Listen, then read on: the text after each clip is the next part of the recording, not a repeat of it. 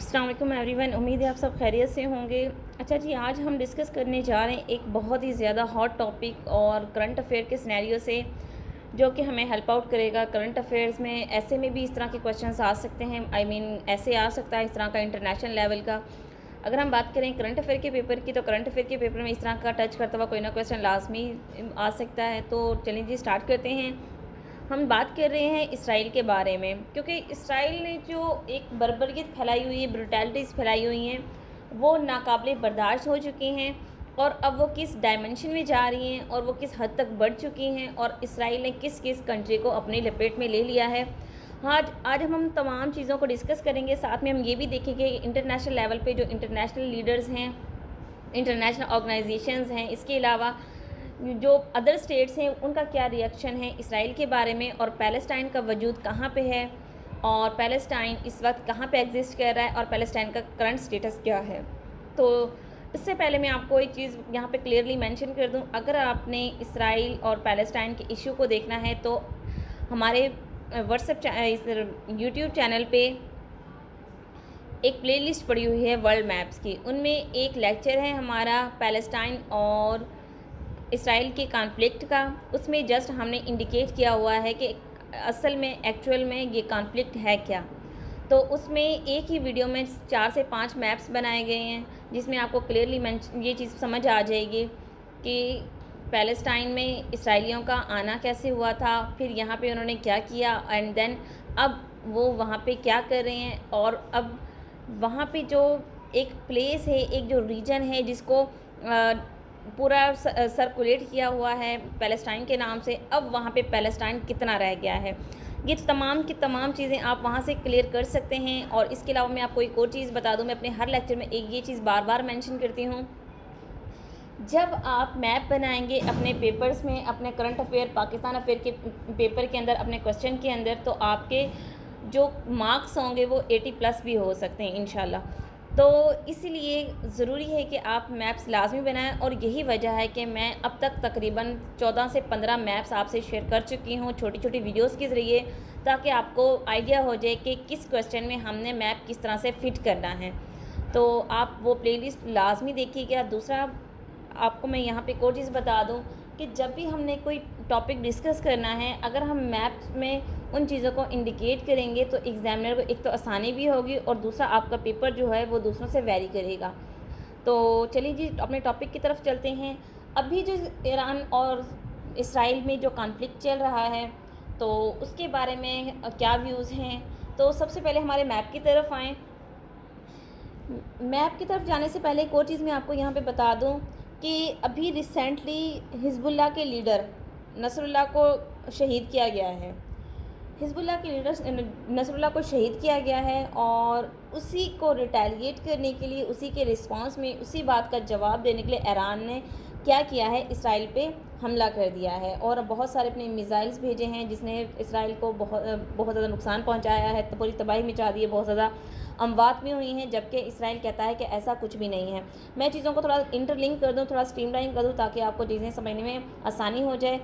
इसके अलावा होता क्या है कि जब उससे पहले अप्रैल में हानिया आमिर की डेथ होती है, उनकी शहादत होती है, इस्माइल हानिया की। तो उस वक्त क्या होता है कि वो बेसिकली अमीर होते हैं, एक लीडर होते हैं हमास ग्रुप के। हमास ग्रुप जो है वो सुन्नी सेक्ट से बिलोंग करता है। हमास बिलोंग करता है सुन्नी से, और हिज़्बुल्लाह जो है वो शिया सेक्ट से बिलोंग करता है।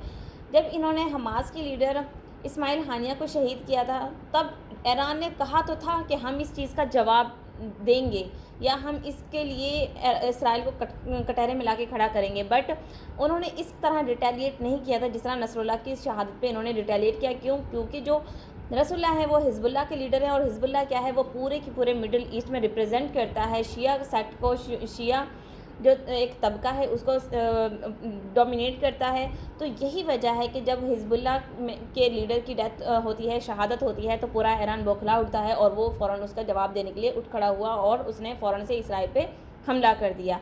अब यहाँ पे एक और चीज़ मैं आपको बता दूँ कि हमें सेक्ट्स में नहीं पढ़ना, हमें ये जो तबकाती निज़ाम है इसमें नहीं जाना, बट यहाँ पे मुझे यहाँ पे ये चीज़ मेंशन करनी पड़ेगी कि अगर हम बात करें मुस्लिम उम्मत की, मुस्लिम उम्मत क्या है, जब हमास के लीडर को शहीद किया गया था तो पूरी मुस्लिम उम्मत बौखला गई थी। क्यों? क्योंकि जो मेजॉरिटी है वो सुन्नी सेक्ट से बिलोंग करती है। मेजॉरिटी में आ जाएगा ईरान, वो सऊदी अरब आ जाएगा, यूएई आएगा, पाकिस्तान आएगा, इसके रिलेटेड काफ़ी कंट्रीज़ हैं जो सुन्नी सेक्ट से बिलोंग करते हैं।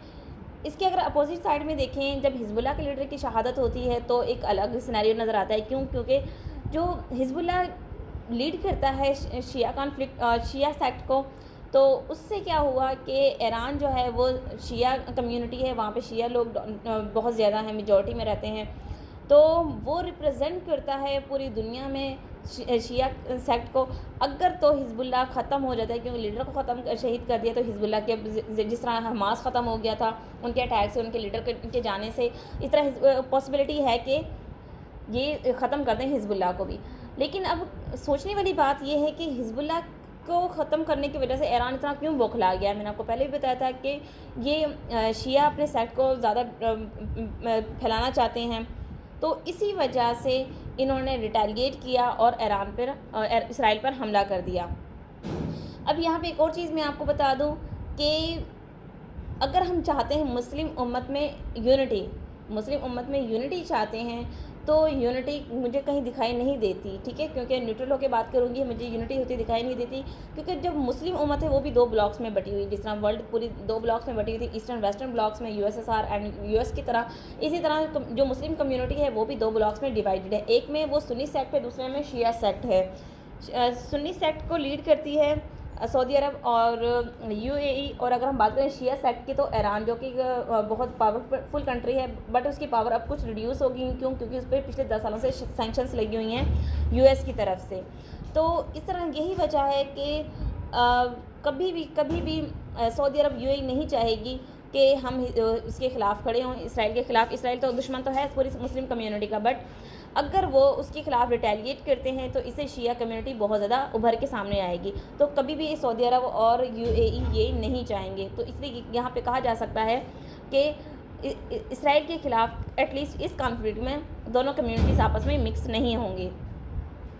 तो चलिए जी मैप की तरफ आते हैं। सबसे पहले देखें ये मैप में हम इंडिकेट करेंगे। सबसे पहले ये देखें सऊदी अरेबिया है, सऊदी अरब की इधर बिल्कुल वेस्ट में यमन है, यमन के साथ ओमान है, और ये सारा वाटर बॉडीज़ है जितना भी यहाँ पे गुजर रहा है। ये जॉर्डन है और जॉर्डन के ऊपर इसराइल है। ये लेबनान है। अब लेबनान की हम बात करें, लेबनान में इन्होंने अटैक्स किए हैं जो कि तकरीबन 550 अमवात यहाँ पे हो चुके हैं, शहादतें हो चुकी हैं। फिर सीरिया है, सीरिया के साथ भी इसराइल के ताल्लुकात बहुत ज़्यादा ख़राब हैं। इराक़ आ जाता है, और यहाँ पे ऊपर बिल्कुल आ जाए तो ईरान है। और ये सारा ईरान जो है, ईरान ने क्या किया हुआ है, with the help of Hezbollah अपनी प्रॉक्सीज़ बिठा रखी इन तमाम के तमाम मुस्लिम स्टेट्स के अंदर। ये तमाम के तमाम मिडल ईस्टर्न कंट्रीज़ हैं, ये मुस्लिम कंट्रीज़ हैं। तो क्या किया है इसने, ये शिया सेक्ट को फैलाने के लिए ईरान ने अपनी प्रॉक्सीज़ बिठाई हुई इन कंट्रीज़ के अंदर। ये हेल्प आउट करती हैं ईरान को, और यही वजह है कि हिजबुल्लाह बहुत ज़्यादा डोमिनेट है इन इलाकों में, इन स्टेट्स के अंदर।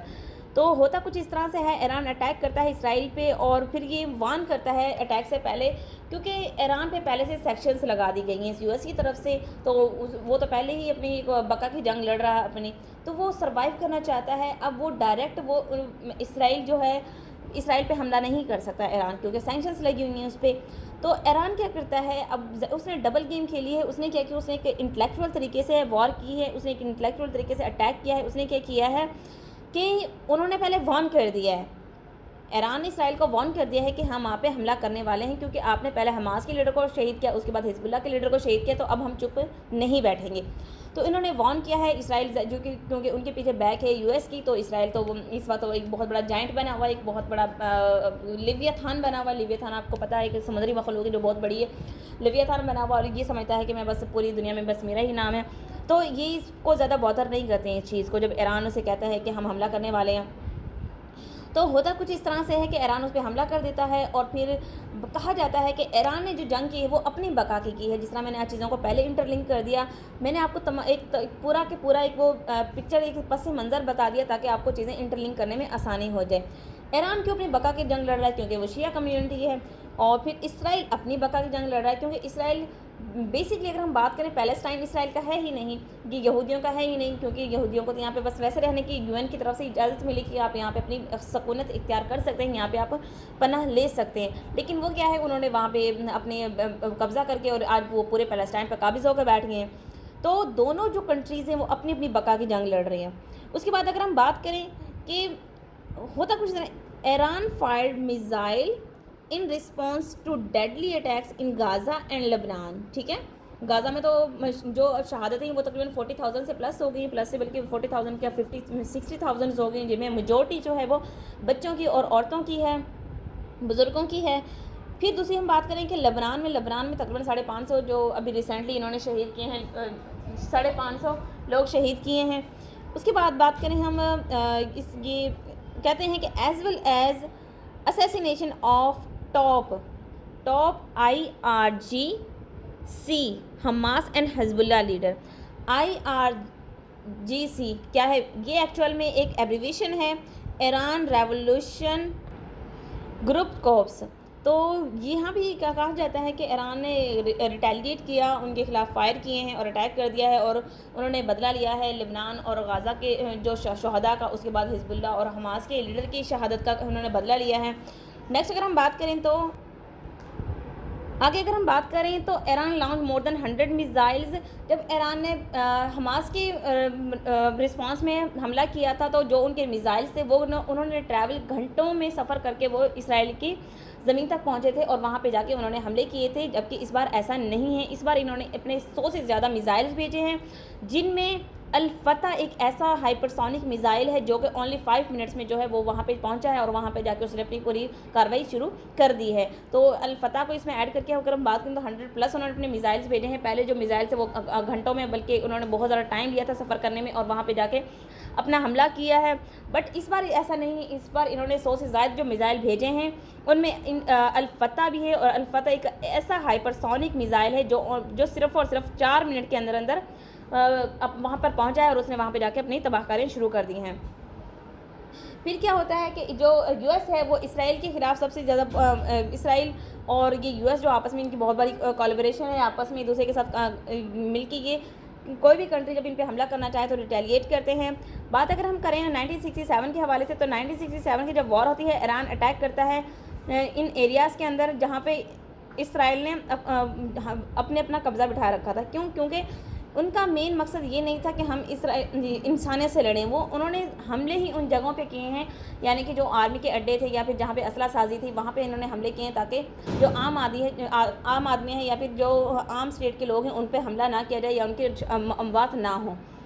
फिर कहा जाता है कि आयतुल्लाह ख़मीनी कहते हैं कि आयतुल्लाह ख़मीनी की एक स्टेटमेंट सामने आई, उन्होंने ट्विटर जो अब रिसेंटली जिसको एक्स का नाम दिया गया है, तो आयतुल्लाह ख़मीनी कहते हैं कि इमिनेंट डिवाइन विक्ट्री, यानी कि आखिर में मुसलमानों को फ़तह होती है। फिर उसके बाद वो कुरान पाक की आयत का जिक्र करते हैं, righteous people may have to make sacrifices but will not be defeated at the end of the day. ये इन्होंने रिसेंटली पोस्ट की थी एक्स पे, ट्विटर पे। फिर ये एक प्रेसिडेंट हैं कोलंबिया के, ये अभी जो आपको पता है यूनाइटेड नेशन में जनरल असम्बली का इजलास हो रहा है, ये 79th ये इसका इजलास है जो न्यूयॉर्क में भी हो रहा है और वहाँ पे पाकिस्तान को रिप्रेजेंट करते हैं प्राइम मिनिस्टर शहबाज शरीफ साहब। तो वहाँ पे जब बैठे हुए लीडर्स बैठे हुए तो वहाँ पे कोलंबिया के प्रेसिडेंट हैं, उन्होंने क्या किया है, उन्होंने बोला है कि that 1% of humanity the powerful global oligarchy is the act that allows bombs to be dropped on the women, elderly and children of Gaza, Lebanon और सूडान। यानी कि वो कहते हैं कि जो 1% लोग, 1% लोगों में कौन आते हैं, 1% में सिर्फ यूएस के लोग आते हैं, यूएस आता है और इसराइल आता है। 1% लोग ऐसे हैं जो इस पूरी दुनिया पे हुकूमत करना चाहते हैं। यहाँ पे मैंने मेंशन भी कर दिया कि ओनली 1% जो है वो रूलर बनना चाहते हैं, वो पूरी दुनिया को रूल करना चाहते हैं। और 99% जो हैं वो स्लेव्स हैं, वो उनको एज ए गुलाम देखते हैं और उन पर जैसे चाहे वो सलूक करना चाहें वो उनके साथ कर सकते हैं। तो यहाँ पे कोलंबिया के प्रेसिडेंट ने एक बहुत बड़ी बात कर दी और इतने बड़े फोरम पे जाके इसराइल के खिलाफ आवाज़ उठाना बड़ी बहादुरी का काम था जो इन्होंने किया। और साथ में ये भी मेंशन किया कि ये बहुत बड़ी इनकी ज़्यादती है जो ये इंसानियत के साथ कर रहे हैं। ओनली 1% है और इसराइल खुद को उन 1% में डालना चाहता है जो 1% इस वक्त यूएस बना हुआ है। तो ये 1% लोग हैं, बाकी 99% लोगों को स्लेव बना के उन पर अपना हुक्म चलाते हैं। इसके अलावा अगर हम बात करें तो इसराइल ने हमला कहाँ कहाँ पे किया है, इसराइल में कहाँ कहाँ पे हमला किया गया है। ईरान ने हमले किए हैं 3 जगहों पे, जो मिलिट्री बेसिस थी। टेल अवीव में इन्होंने ये हमले किए हैं 3 मिलिट्री जगहों पे, क्योंकि मैंने पहले भी आपको बताया है कि उनका मकसद सिर्फ और सिर्फ इसराइल का वजूद ख़त्म करना है, उनकी बर्बरीत को, उनके जुल्म सितम को रोकना है, ना कि किसी आम इंसान, आम आदमी या आम शहरी को मारना या उनकी अमवात वगैरह इसमें शामिल है। तो उन्होंने जस्ट मिलिट्री बेसिस पे हमले किए हैं। अब हम बात करें यूएस एंड इसराइल की पार्टनरशिप की, तो कहते हैं if US left to back Israel it will not fight only for 24 hours, जो बाइडन असर्टेड। जो बाइडन कहते हैं कि अगर यूएस जो है वो मतलब ये चीज़ वो खुद भी एक्सेप्ट करते हैं, अगर यूएस इसराइल को हेल्प आउट करना बंद कर दे तो इसराइल के पास इतनी कैपेसिटी नहीं है कि वो चंद घंटे या फिर 24 घंटे वो अपनी बका की जंग लड़ सके। फिर जो बाइडन कहते हैं there is creating a greater regional conflict, यानी कि इसकी वजह से अब जाहिर है चाहते हुए ना चाहते हुए तमाम मिडिल ईस्टर्न कंट्रीज़ को इसमें कूदना पड़ेगा। क्यों? क्योंकि मुस्लिम सेक्ट से बिलोंग करते हैं और फिर इन्होंने हमास को ना सिर्फ टारगेट बनाया है हमास को, बल्कि हिजबुल्लाह को भी टारगेट बनाया है और मुस्लिम पूरी कम्युनिटी को बना रहे हैं। लेबनान में इन्होंने जाकर अटैक्स किए हैं। इसके अलावा ये अभी बाकी मिडिल ईस्टर्न कंट्रीज़ की तरफ बढ़ रहे हैं। अगर भी कोई यहाँ पर नाकाबू पाया गया तो ये इनडायरेक्टली और इनडायरेक्टली पूरे मिडिल ईस्ट में फैल जाएंगे और ये पूरी की पूरी जो कम्युनिटी है, मुस्लिम कम्युनिटी, उनको अपनी लपेट में ले लेंगे। The American military coordinated closely with its Israeli counterparts to shut down the projectiles। ठीक है, ये कहते हैं यूएस नेशनल सिक्योरिटी एडवाइज़र हैं जैक सुलिवान कहते हैं कि अमेरिका जो है वो बहुत ज़्यादा कोऑर्डिनेट कर रहा है और जो प्रोजेक्टाइल्स हो रही हैं यूएस में या फिर इसराइल में जो प्रोजेक्टाइल्स हो रहे हैं उन दोनों को हम मिल के अटैक उसको देखेंगे, उसके खिलाफ रिटेलिएट करेंगे और उनको भरपूर जवाबी कार्रवाई देंगे। फिर कहते हैं कि यहाँ पे सुलिवान कहते हैं कि no deaths were reported in Israel. In short, based on what we know at this point, this attack appears to been defeated and ineffective. यानी वो कहता है कि सुलिवान कहते हैं कि जिस तरह इन्होंने हमले किए हैं ईरान पे, मुस्लिम कम्युनिटी ज़्यादा खुश ना हो क्योंकि इससे कोई डेथ नहीं हुई, कोई हमला नहीं हुआ, कोई नुकसान नहीं हुआ, कि जबकि ये अपनी बुज़दिली को, अपनी नाकामी को ये छुपाने की कोशिश कर रहे हैं। अगर हम देखें कि सोशल मीडिया भरा पड़ा है उनकी अमवात से और वहाँ की कुछ पिक्चर्स वायरल हुई हैं जिसमें साफ ये चीज़ें दिखाई गई हैं कि वहाँ पे किस कदर अमवात हुई हैं और उनके जो मिलिट्री बेसिस हैं वो किस तरह तबाह हो गए हैं। फिर कहते हैं कि Iran's protection in middle east is Hezbollah जो है वो मिडल ईस्ट में प्रोटेक्ट करता है ईरान की सॉवरेनिटी को, ईरान को वहाँ पे प्रोटेक्ट करता है। US is iron clad for Israel. ये बात जो बाइडन ने बड़ी पुरजोर अंदाज में बोली है। आयरन क्लैड, आपको मैं बता दूँ आयरन क्लैड कहते हो। आयरन क्लैड एक ऐसी जैकेट होती है जो जंगों में जब जाएँ तो वहाँ पे एक वो सीने पे वो लोहे की पहनी होती है। तो कहते हैं कि जितने मर्ज़ी हमले कर लें, जितनी मर्ज़ी आप तीर तशक्कुर कर लें, जो मर्ज़ी करें, ईरान हम जो हैं इसराइल के ख़िलाफ़, इसराइल के लिए हम यूएस जो है वो एक आयरन क्लैड बन के खड़ा होगा। फिर वो कहते हैं his country was fully supportive for Israel. अब देखिए जो बाइडन ने यहाँ पे कितने पुरज़ोर अंदाज में बोला है, फुली यानी कि मुकम्मल तौर पे, यानी कि वो इस कदर वो इसराइल को सपोर्ट कर रही हैं, इस कदर वो इसराइल को बैक कर रही हैं कि वो यहाँ पे बार बार ये चीज़ असर्ट कर रही हैं कि his country was fully supportive for Israel. इसके बाद हमारे पास आते हैं state department spoke person Matthew Miller कहते हैं, ये यूएस के हैं, बेसिकली कहते हैं stand by the people of Israel at this critical moment, यानी कि हम इस मुश्किल वक्त में हम इसराइल के साथ खड़े हैं। उसके बाद अगर हम बात करें, बात मैंने आपसे पहले भी की थी कि जो मिडिल ईस्टर्न कंट्रीज़ है वो आपस में सारे के सारे इंटरलिंक्ड हैं और वो ना चाहते वो इस वॉर में कूद पड़ेंगे सारे के सारे। लेकिन कुछ कंट्रीज़ ऐसे हैं जो अब खामोशी इख्तियार करेंगे। क्यों? क्योंकि बात अगर हम करें सऊदी अरेबिया और यूएई की, इन्होंने ये तो पहले ही इसराइल के साथ इन्वॉल्व हैं अपने अब्राहम अकॉर्ड की वजह से। इसके अलावा अगर मैं बात करूँ सऊदी अरब में जितने भी अपर लेवल के जितने भी ऑफिसर्स हैं या फिर आईटी सेक्टर में जितने भी इंटेलेक्चुअल्स बैठे हैं, जितने वाइस पर्सन यहाँ हाई ऑफिसर्स बैठे हुए हैं, वो सारे के सारे कौन हैं? वो यहूदी हैं। अगर सऊदी अरेबिया इनके खिलाफ आवाज़ उठाता है तो उनकी अपनी इकॉनमी जो कोलैप्स कर जाएगी। और मोहम्मद बिन सलमान ने बात क्लियरली मेंशन की थी कि हमें अपनी इकॉनमी पे कंप्रोमाइज़ नहीं कर सकता। एक तो ये चीज़ आ गई। दूसरी वो कहते हैं कि जो सऊदी अरबिया और यूएई ये सुन्नी इंटरेस्ट से बिलोंग करते हैं, तो ये चाहते हैं कि हिजबुल्लाह जो है वो तबाह हो जाए। ठीक है, ये चाहते हैं। ये बात बड़ी कंट्रोवर्शियल हो जाएगी, बात मैं ओपनली बोल रही हूँ तो बात बहुत आगे तक जा सकती, तो सॉरी टू से, बट यही हकीकत है। ये वो चीज़ें हैं जो मैं न्यूट्रल होकर आपको बताना चाह रही हूँ कि हिजबुल्लाह की वो तबाही चाहते हैं सुन्नी सेक्ट से जो बिलोंग करते हैं। इसके अलावा अगर हम बात करें तो ये चाहेंगे, ये सऊदी अरबिया, यूएई और या फिर सुन्नी सेक्ट से जितने भी सुन्नी इंटरेस्ट वाले जितने भी कंट्रीज़ हैं, वो क्या चाहेंगे, वो चाहेंगे कि जो शिया कम्युनिटी है वो मिडिल ईस्ट से ख़त्म हो जाए। इसके अलावा अब इनकी क्या स्ट्रैटेजी है, यूएस और इसराइल की, इनकी स्ट्रैटेजी ये है कि इनको पता है हिजबुल्लाह जो वो प्रोटेक्ट करती है शिया कम्युनिटी को, हमास करती है सुन्नी कम्युनिटी को, तो ये मुसलमानों को आपस में लड़ाएंगे और इनकी कत्ल गारत करवाएंगे और मुसलमानों की जो यूनिटी है उसको ख़त्म कर देंगे, जो कि पहले भी नहीं थी और अब भी नहीं है। जो नहीं है उसको ख़त्म कर देंगे उनकी यूनिटी को। तो इससे क्या होगा, जो मुसलमानों का वजूद जो है वो बिल्कुल ख़तरे में पड़ जाएगा। आगे कहते हैं, in non state actor high expense are occupied by Hezbollah. कहते हैं कि वेपन्स, ये जो हिजबुल्लाह की जितनी भी हिजबुल्लाह जो है, कहते हैं कि अगर हम बात करें नॉन स्टेट एक्टर के हवाले से, तो हिजबुल्लाह के पास जितने वेपन्स हैं इतने किसी भी नॉन स्टेट एक्टर के पास नहीं है। बात अगर हम करें तो German foreign minister Annalena Baerbock कहते हैं कि driving the region future to the brink of abyss, यानी कि वो कहते हैं कि इससे क्या होगा, इससे इस पूरे रीजन का जो फ्यूचर है वो एक गहरी खाई में चला जाएगा। आगे अगर हम बात करें वर्ल्ड रिस्पॉन्स की ऑन दिस अटैक, तो यहाँ पे कहते हैं कि प्राइम मिनिस्टर बेंजामिन नेतन्याहू, जो कि बहुत ही खबीस इंसान है, वो कहते हैं कि Iran had made a big mistake and will pay for it. अब नेतन्याहू इतना ज़्यादा क्यों उछल रहे हैं, क्योंकि उनको पता है कि यूएस की सपोर्ट है उनके पीछे, तो नेतन्याहू का तो यहाँ पे उछलना बनता है। आगे देखें, अब कहा जाता है कि ईरान रिंग ऑफ फायर। अब ईरान रिंग ऑफ फायर क्या है? रिंग ऑफ फायर एक जियोग्राफी की टर्म है, जियोग्राफी की टर्म है। इसे क्या होता है, इसे कहा गया है कि जो रिंग ऑफ फायर है, एक वो हिमालयस के जो पहाड़ हैं, उनके जो सारे के सारे पहाड़ वो लावा एग्जिस्ट कहते हैं, उनमें से लावा निकलता है। तो जब वो लावा निकलता है तो वो पूरी के पूरे रीजन को अपनी लपेट में ले लेता है और इसे पूरा रिंग ऑफ फायर बनती है, क्योंकि लावा एक आग होती है। तो इसी तरह ईरान जो है वो इसलिए रिंग ऑफ फायर किया गया है, तो उसके ईरान ने पूरे मिडिल ईस्ट को घेरा हुआ है।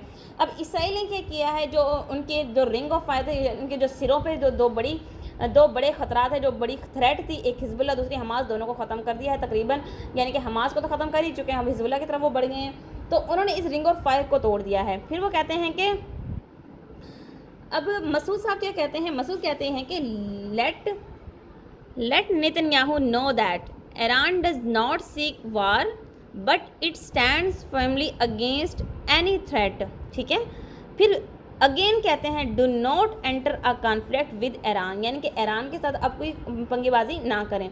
अगर हम बात करें इसके फ्यूचर की, तो फ्यूचर बहुत अनसर्टन है, बट फिर भी हम थोड़ी बहुत इस पर डिबेट करेंगे। कहते हैं कि इससे क्या होगा, इससे कोई डायरेक्ट मतलब पॉसिबिलिटीज़ हैं, इससे कोई डायरेक्ट वॉर नहीं होगी, जिस तरह डायरेक्ट अपने अपने बॉर्डर से खड़े होकर जंगकशी शुरू कर दी जाए, ऐसा कुछ नहीं होगा। इसमें होगा क्या, ये अंदरूनी जंगें लड़ेंगे, जिस तरह यूएस और यूएसएसआर ने एक कोल्ड वार लड़ी थी, तो इसी तरह ये कोल्ड वार लड़ेंगे, प्रॉक्सी वॉर लड़ सकते हैं, इस तरह के वॉर्स करवा सकते हैं। इसके अलावा ये सिविल वॉर की तरफ टर्न कर सकते हैं स्टेट्स को, बट ये डायरेक्ट वॉर नहीं कर सकते, ये एक्सपर्ट्स का कहना है।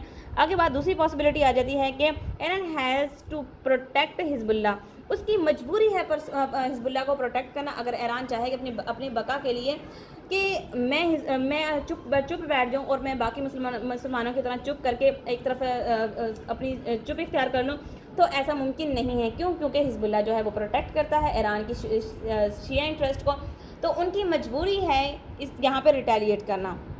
अगर थर्ड पॉसिबिलिटी की बात करें, interference of Russia plus China will and this war. अब यहाँ पे देखें, ये एमर्जिंग पावर्स हैं, रशिया एंड चाइना और रशिया जो है ये एमर्जिंग पावर्स हैं। तो अगर ये दोनों पावर्स मिल के मामला को सुधारने की कोशिश करें तो मुमकिन है कि ये इस वॉर को ख़त्म कर दें। फिर कहते हैं कि as a result of Israeli attacks Gaza has become the largest cemetery of children and women in the world. ये बात किसने कही है? रिसेप तैयब एर्दोगान ने कही है, जो तुर्किश प्रेसिडेंट हैं। उसके बाद अगर हम बात करें, इसराइल बिगेस्ट एनिमी ईरान का इसराइल बहुत बड़ा एनिमी है। क्यों? क्योंकि इन्होंने क्या किया है, यहाँ पे ईरान के दो बाजू हैं, एक लेफ़्ट एक राइट। जो हमास है वो लेफ़्ट बाजू है, हिजबुल्लाह जो वो राइट विंग है, यानी कि उसका राइट बाजू है। तो इन्होंने क्या किया, पहले तो उसके लेफ़्ट बाजू को तोड़ा और अब उनके राइट बाजू को तोड़ दिया, यानी कि बिल्कुल ईरान को इन्होंने फारिग कर दिया है। फिर अगर बात करें इसराइल डिफेंस फोर्सेस की, IDF की, तो और इन लिबनान, वो लिबनान में ऑलरेडी जा चुके हैं, वहाँ पे इन्होंने बहुत ज़्यादा तबाहियाँ की हैं, उन्होंने अटैक्स किए हैं, वहाँ पे बहुत सारे मुसलमानों को शहीद किया है। आगे देखें कि कहते हैं कि ईरान वांट्स शिया इन्फ्लुएंस। अब ईरान के असल में उसका इंटरेस्ट क्या है, ईरान का, ईरान चाहता है कि सारा के सारा जो है वो शिया इंटरेस्ट होना चाहिए, शियाओं का इन्फ्लुएंस होना चाहिए पूरे मिडिल ईस्ट के अंदर, जबकि ऐसा नहीं है। जबकि मैंने आपको पहले बताया है कि मुस्लिम कम्युनिटी 2 सेक्ट्स में बटी हुई है। तो यहाँ पे कुछ कंट्रीज़ ऐसे हैं, इराक, लेबनान एंड शाम, ये 3 के 3 जो हैं वो ईरान के साथ इस बात में मुत्तफिक हैं कि ऐसा होना चाहिए। और फिर क्या होगा, अगर ये इस तरह से करेंगे तो इनकी पावर आपस में ब्रेक हो जाएंगी, टूट जाएंगी पावर्स, क्योंकि ये फिर एक अलग सेक्ट बना के बैठ जाएंगे, एक अलग ग्रुप बन जाएगा, जिससे मुसलमानों की यूनिटी है वो जो खतरे में पड़ जाएगी, और असल जो हमारा मकसद है पैलेस्टाइन को सर्वाइव करना, वो बिल्कुल भी नहीं हो पाएगा। अब यहाँ पे अगर हम बात करें रोल ऑफ पाकिस्तान की, इस तरह का क्वेश्चन वैसे तो आएगा नहीं, क्योंकि पाकिस्तान तो इस वक्त फिलहाल अपनी इंस्टेबिलिटी का शिकार है। पाकिस्तान के अपने मामला स्टेबल नहीं है, ना तो इकोनॉमी स्टेबल है, ना पाकिस्तान के पॉलिटिक्स में जो मामला थे वो स्टेबल हैं, तो कुछ भी स्टेबल नहीं है। तो अगर फिर भी अगर हम बात करें पाकिस्तान के सिनेरियो से, तो पाकिस्तान जो है वो सऊदी अरब का बहुत बड़ा हामी है। तो पाकिस्तान का इंटरेस्ट कहाँ पे है, सऊदी अरब और UAE में, दोनों तरफ से। एक तो इनकी जो रिलेशंस हैं उनमें भी, और दूसरा इनका जो पाकिस्तान वो सुन्नी सेक्ट से बिलोंग करता है, तो पाकिस्तान जो है वो साथ देगा सऊदी अरब का, UAE का, ठीक है। और फिर पाकिस्तान भी यही चाहेगा जो दोनों अदर कंट्रीज चाहते हैं कि हिजबुल्लाह जो है वो कमज़ोर हो जाए। तो फ़िलहाल ये सिनेरियो है, ये फ्यूचर है। इंटरनेशनल बॉडीज़ पे, इंटरनेशनल लेवल के जितने भी लीडर्स हैं, जो प्रोमिनेंट लीडर्स हैं, उन्होंने क्या कहा इस वॉर के बारे में, एक्चुअल में ये वॉर है क्या। अगर आपको हम मतलब एक कहते हैं ना कि टू दी पॉइंट बात करें, तो टू दी पॉइंट बात करने से में ये बात सामने आएगी कि ईरान अपनी बका की जंग लड़ रहा है और इसराइल अपनी बका की जंग लड़ रहा है। दोनों की मजबूरी बन चुकी है इस वॉर को लड़ना। तो ये था ईरान और इसराइल के दरमियान जो कॉन्फ्लिक्ट चल रहा है, जो इस वक्त अटैक्स हो रही हैं और स्टिल अभी तक ये चलती जा रही हैं। तो मैंने आपको करंट सिनेरियो से बताया, हिस्टोरिकल बैकग्राउंड से बताया, उम्मीद है चीज़ें आपको समझ आ गई होंगी।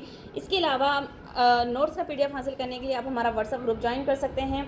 इंशाल्लाह मिलेंगे नेक्स्ट वीडियो लेक्चर में, तब तक अपना ख्याल रखिएगा। जज़ाकल्लाह, अल्लाह हाफिज़।